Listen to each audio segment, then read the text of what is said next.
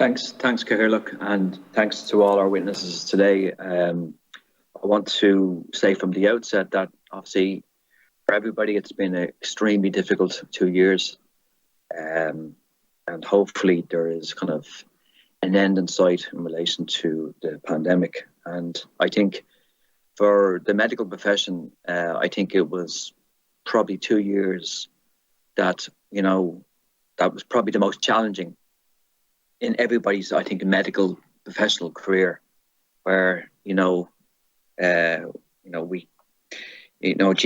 the medic, anybody that worked in that field came across, people that were in quite stressful situations. And I think, the medical professions, I think it continues to be its greatest hour in relation to this pandemic. So we owe everybody that has been in the medical profession a huge ongoing gratitude in relation to that. Just a number of questions, and I know Roisin kind of touched on a number in the last session there. In relation to, obviously there is, it's obvious that, there needs to be more GPs in relation to the population and so forth. But in relation to emigration, particularly around, and I just kind of going to go back 10 years, in relation to emigration, in relation to those students that have qualified, what effect has emigration done on those graduates, particularly in the last 10 years, in relation to GPs that could have been in the Irish health system but have obviously gone away for a variety of reasons?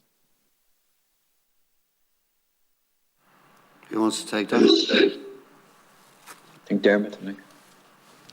Thank you, Gino, for raising that question. I suppose I was a graduate who emigrated, and I came back in the late 90s, which was, before the austerity time.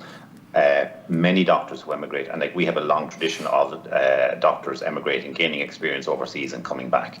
Unfortunately, the decade of austerity, a lot of the doctors emigrated and a lot of them stayed abroad. So that is part of the workforce deficit that we are now experiencing. So, Morgan and then Madeleine.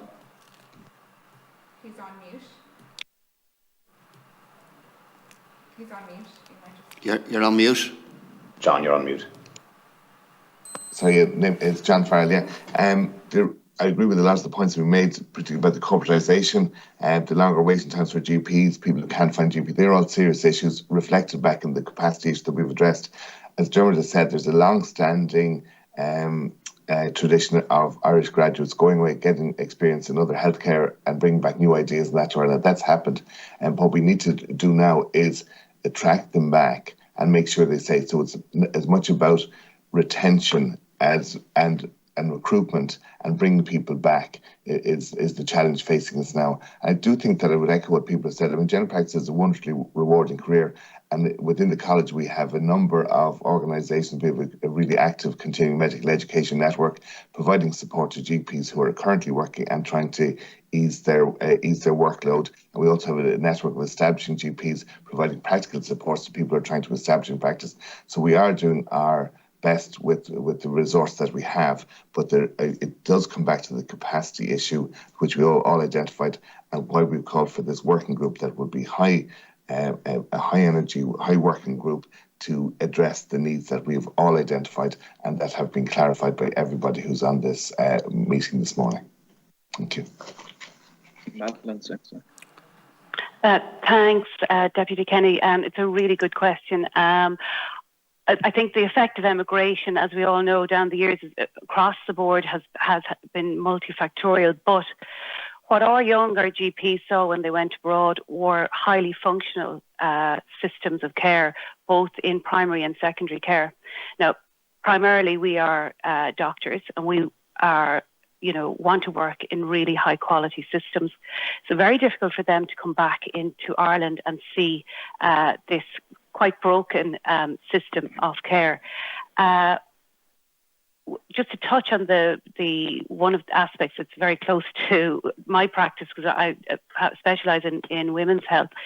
When I see other countries and the way they deliver women's health care, it's just fantastic. When you look at Australia, for instance, the underinvestment that has been going on for decades in this country, that's been informed culturally, that something we all know far too a lot about, and we should be leaving that culture behind. The recent highlighting, for instance, of the menopause care and the ad hoc approach that we have in this country was very welcomed, because it was something that GPs have been talking about for a long time. But menopause care is just one aspect of women's healthcare. We need to be looking after our women and girls from the adolescence right through to their childbearing ages, right through to menopause.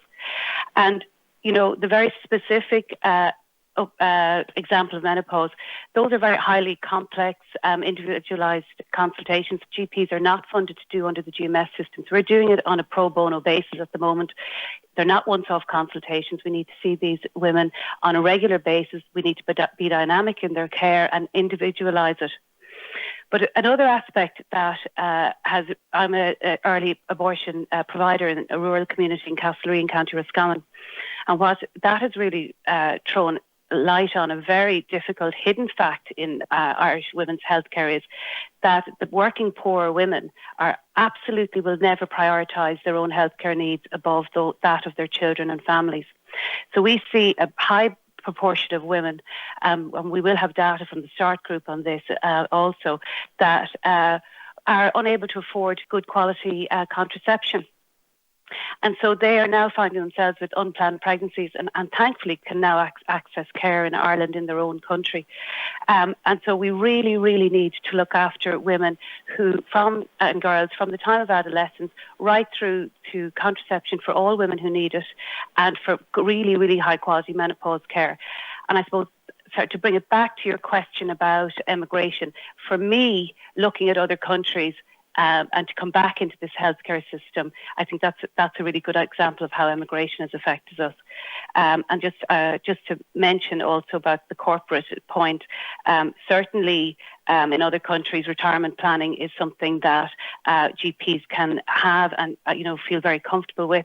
And the corporates at the moment are probably the only area that are offering retirement planning. And I think the state needs to sit up and take note, because I think there is a place for them in certain circumstances, but I think our current model should not be dismissed. And again, our rural colleagues have given huge service to this state, have worked onerous rotas in very isolated practices, single-handed. And while, yes, it's important that we move towards group practices, we have to acknowledge what they give, and we can't throw the baby out of the bathwater and take away rural services and move them into group practices. We need a hub and spoke model. We need to continue to provide really dynamic, responsive rural care that during the pandemic, we could see how our rural colleagues really stepped up in very, very isolated situations. So I think we really need to acknowledge that. Thanks, Madeleine. And just my final question, and that's in relation to free GP care for children. And obviously, I think 7 years ago, it was the introduction of free GP care for under sixes. And obviously, that had an effect in relation to capacity. Now, obviously, the government have introduced free GP care for 6 and 7 year olds, which is great. It's a great thing, and I think most of us will agree. Universal healthcare, Slánta care, wherever you want to call it, is a very, very positive thing. But I think some of this is this is a political charge, not a medical charge, but it's some of it's kind of quite lip service in relation to universal care. But what effect is it having in relation to free GP care for 6 to 7 year olds in your practices at the moment? Dermot, thank you. Dermot? Yeah, thank you. And firstly, I'd just like to touch on, I agree with Madeleine about women's healthcare, that it has been historically under-prioritised. ICGP has recently commenced a community gynaecology course with over 200 GPs logging on for each module of that. We have, with the HSE, we've interviewed and we're due to appoint a women's health lead. So they are really positive steps. But I absolutely agree with Madeleine that there is substantially more we can do. Coming back to the expansion of GP care to children, and we know from so in principle, I think it's a fantastic aspiration. In practice, giving free GP care when we know many patients across Ireland already have substantial difficulty accessing their GP in a timely fashion does increase the burden and increase the demand on an already constrained service. So I think while it's a very noble aspiration, I think we just need to recognise that we are in a difficult place in terms of our workforce in general practice and our ability to deliver that care. I think Val wants to come in there. Just to be clear, I suppose on that, the IMO, as part of the 2019 GP agreement, have agreed to enter into negotiations on the further rollout up towards under 12s to be done in a phased manner. Now, obviously, we've had the pandemic the last number of years, and there hasn't been discussions taking place on that, nor was the capacity available within general practice. But I suppose as the pandemic recedes, we might expect to start to see those discussions beginning to take place again. But that should be done in a graduated fashion, where you're bringing in a couple of years at a time and assessing the capacity issues on it.